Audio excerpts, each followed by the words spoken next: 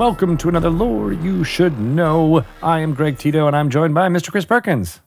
Hello. Hello. Today on this segment where we like to delve into bits of Dungeons & Dragons lore, just, in case you want to use it in your game or because it's really fun to scare your friends, we're going to talk about Curse of Strad revamped and some of the denizens and monsters that inhabit the domain of dread known as Barovia as described in Curse of Strad.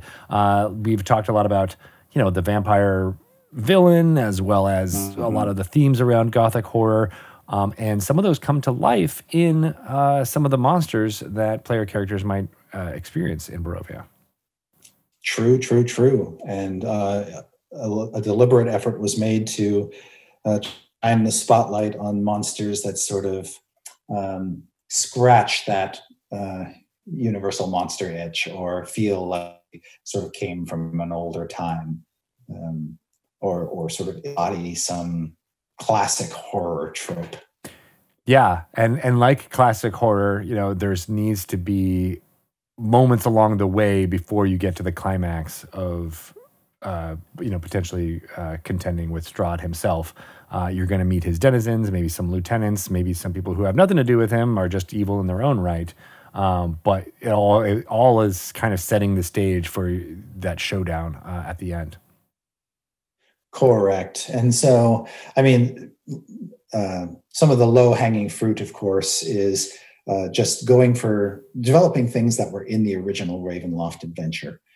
For instance, if you ran that classic adventure, in one of the rooms in the castle, you would find a group of hags, witches, basically, in one of the towers gathered around a cauldron and having a good time. And so,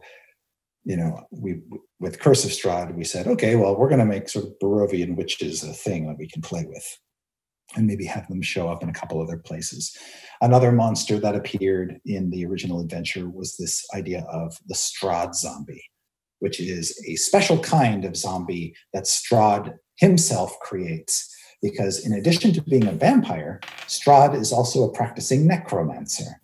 Oh, I've been a non-practicing necromancer for some time. I know we all dabble in it at Wizards, but some of us are more dedicated than others. But Strad definitely is big into the necromantic arts and is unusual for a vampire because he's a spellcaster as well. And he creates zombies to haunt the bowels of his castle. And they're more intelligent than your typical zombie. But they like brains, like all zombies do. But we knew we wanted Strad zombies to obviously show up all over the place whenever possible in Curse of Strad as well. Oh, so not just in the castle, but all around. They show up in other places when you least expect them. And then, of course, other things that kind of fall into the general gothic horror are things like were creatures, lycanthropes. Yeah. As we were expanding Barovia's borders and showing more of the domain, there was more room to insert werewolves and even odd things like were-ravens, which is... I've always been fond of were-ravens because they sort of emerged during the second edition era when the Ravenloft campaign setting was in full swing, as they were among the first, or one of the very few good-aligned lycanthropes, lycanthropes that weren't out for blood or carnage. And because ravens, Ravenloft, it's right there in the title. It's right there in the title.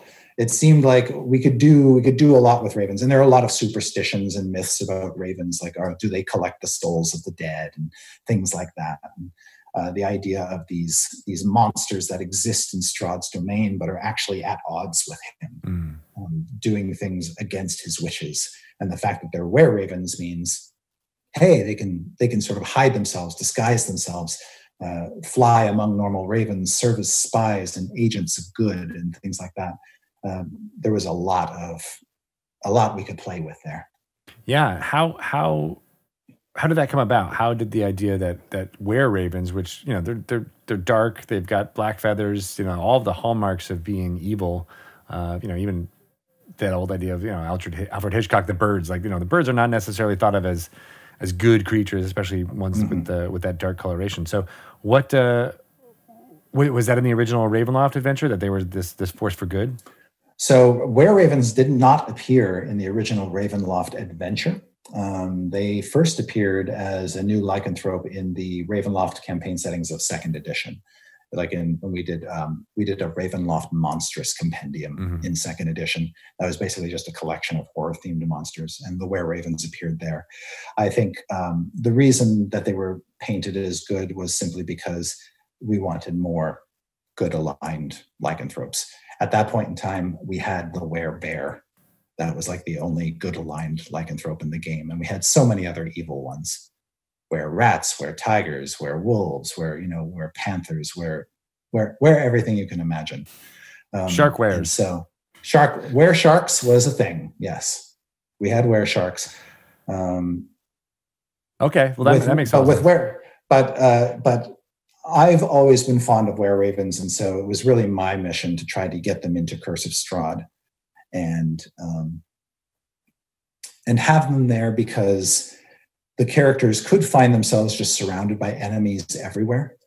But it's kind of reassuring in a way for them to discover, once they discover that the were-ravens are about, to know that maybe there's something they can count on, somewhere they can go for help if they're in trouble.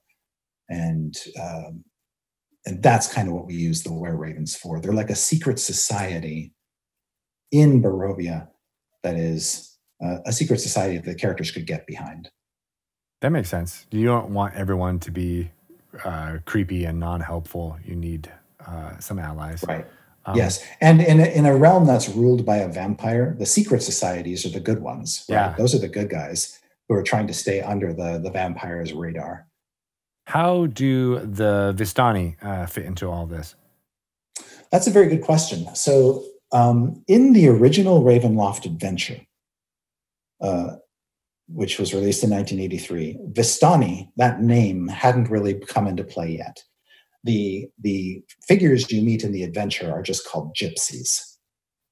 But then with second edition, the term gypsy sort of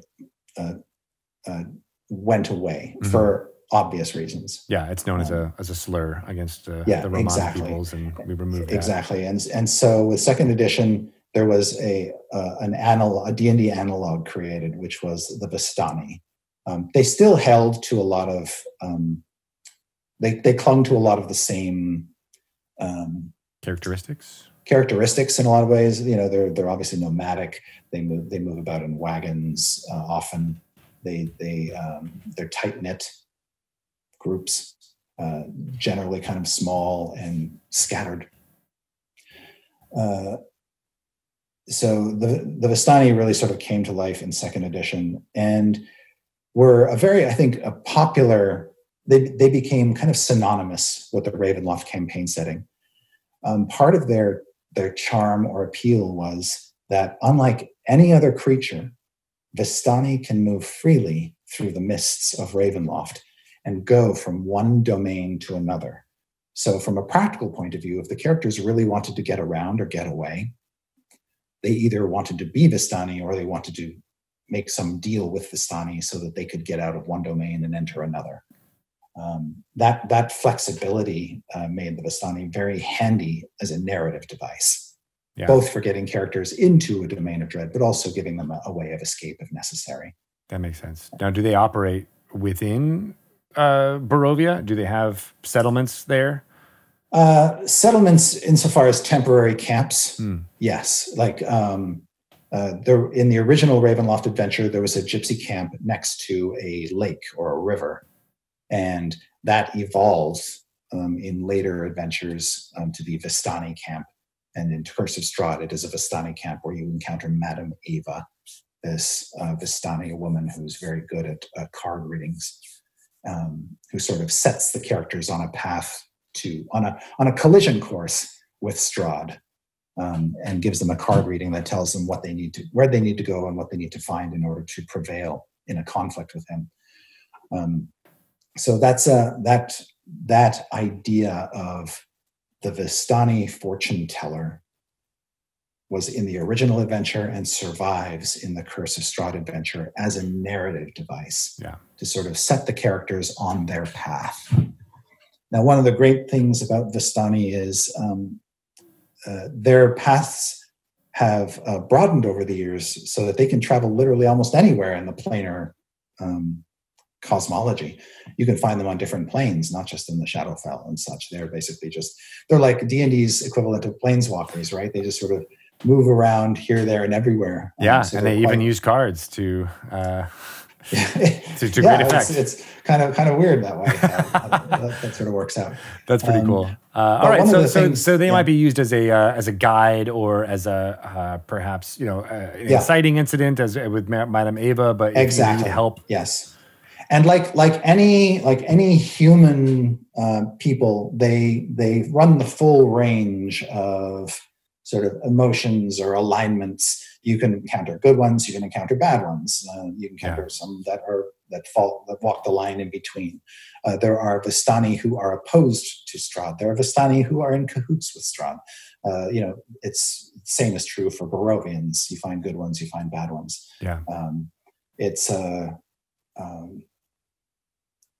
I think that there's a lot of dimension to them as a people, just like there are lots of dimensions to Barovians that you meet. So, on that tip, are there some of the humanoids that are typical player races available? Like, are there Dragonborn in Barovia? Are there elves? Are there gnomes?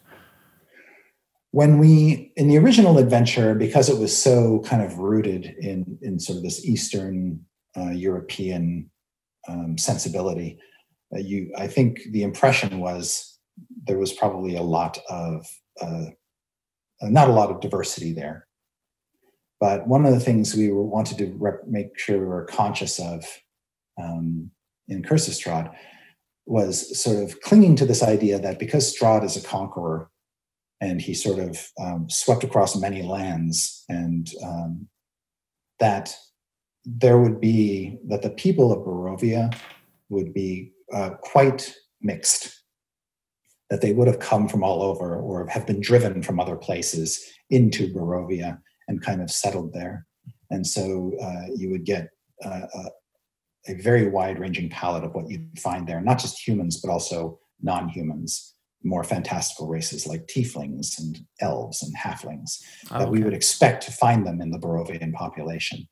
Part of that is just doing service to the game, knowing that in the game, characters have all these fantastical options in addition to the human option. Right. We wanted to make sure that we're not excluding anything. So if you want Dragonborn in abundance in Barovia, there's nothing stopping you from having as many Dragonborn characters as you want.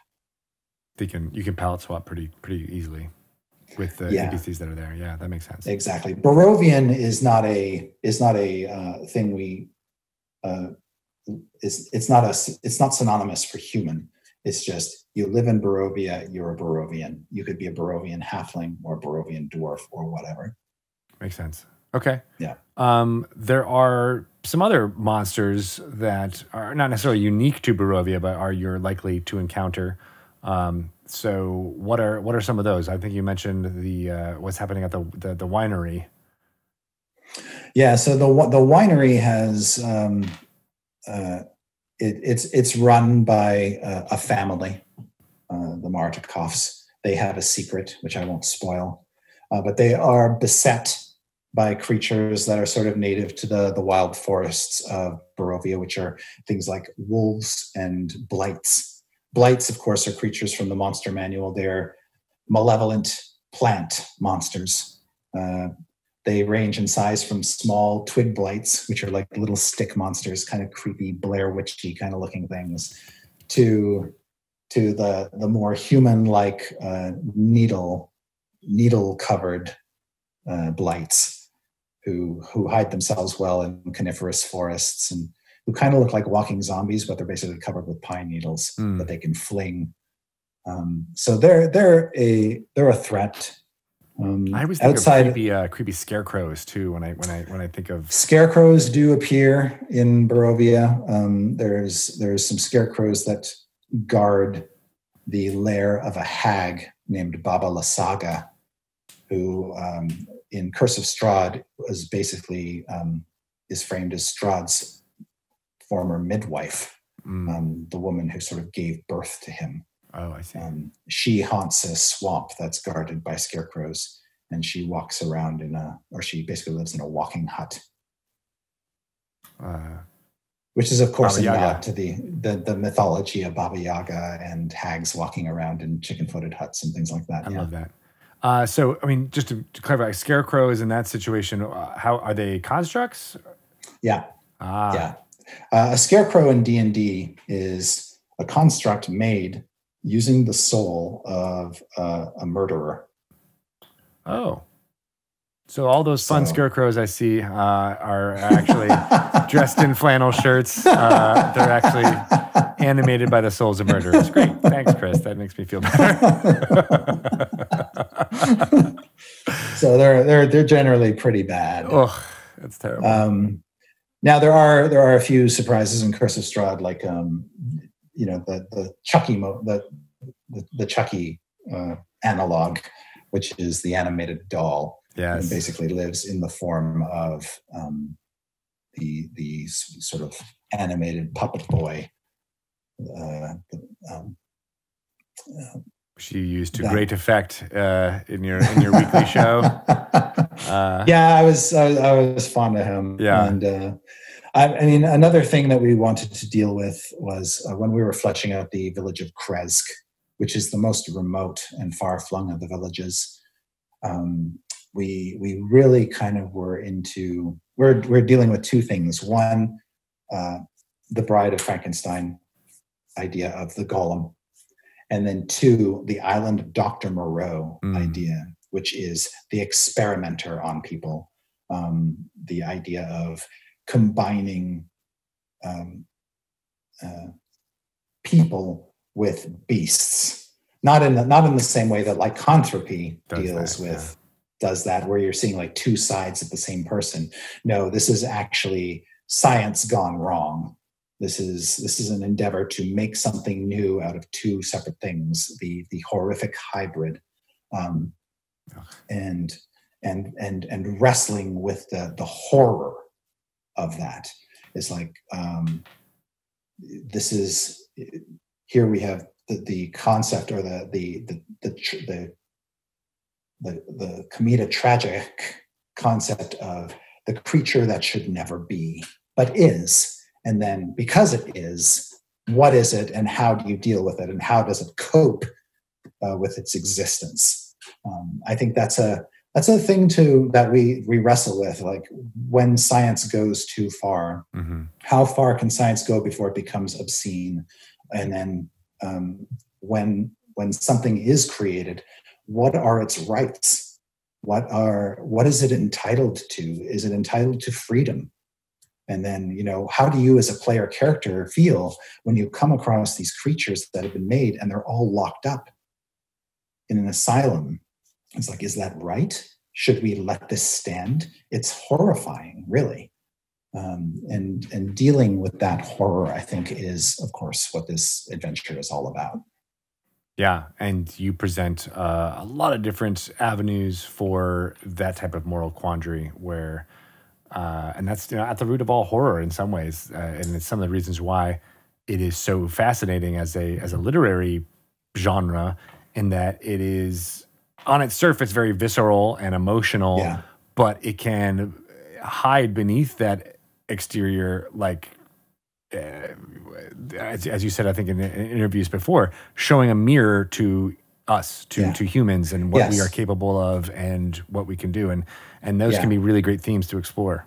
Yeah, some monsters are born and, they exist as monsters and they always have.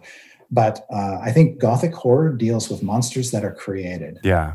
Monsters that we either create in ourselves or monsters that we create out of other things. And I think dealing with that is really one of the core tenets of a Gothic horror story. Yeah. is the monster within and the monster that you have made. And you have this framework where, in Curse of Strad, where you can deal with all these different themes, right? Yes, You'll go to one area and think about these created monsters. You'll go to another area and have blights and have to deal with them. And then the overarching theme of the vampire lord of Strad himself and the entire existence of this domain in general and what that means. And I feel like there's layers here, and you can explore different facets of the human psyche by going into it. Exactly. Yeah. And, in an adventure of this size, there's so many tropes that you can tackle. But some of the things were kind of late adds. Like, we did not early on talk about the idea that Strad's armor, for instance, would be a thing that you would encounter by itself as a creature in and of itself. That came about because as we were looking at the art for Strad that we customarily see, like on the cover, for instance, you almost never see a picture of Strad in armor. And yet, in text, he's described as this great warrior general who fought battles on horseback on his steed Bucephalus. And one of the questions during the writing that I had to myself was, whatever became of his armor? Did he just hang it up somewhere? Is it just like on a rack waiting to be donned? And then I thought, well, no, it might be more horrific if you're parading around the castle and you suddenly hear this clinking, clanking sound. Ooh. And this thing rounds the corner and you realize it's just this empty shell of Strad's armor that's still patrolling the walls and the halls on its own. Like, Strad made that into a monster. That is very chilling. Yeah, and it's a part of himself. It's part of the deeds that he did while wearing it. Exactly. So it's got this history surrounding it. It's sort of old armor. And it's got sort of a bit of his essence suffusing it. It's like, ugh. Yeah. Ugh. So many fun tropes to jump into. And we mentioned this before, but you might have played this at one time, maybe back in 2016 when Curse of Strad was first released, but now you can return to all of these great tropes, definitely during this Halloween time. Curse of Strad Revamped is available October 20th. Perfect time to jump in and play through some of these themes, revisit them with a new group or with your old friends, and hopefully save Barovia and the denizens within it. Real and imagined. Yes, exactly. Thank you, Chris, for taking us through what is in store for people when they pick up Curse of Strad Revamped. If people have any questions or just want to show off some of the fun stories that they've been able to explore, using the Taroka deck and the adventures that you put in here, how can they do that? I'm on Twitter at Chris Perkins DND. Excellent. Can't wait to see all that fun stuff. Thank you again, Chris, and we will be back with some more interesting D&D information next week.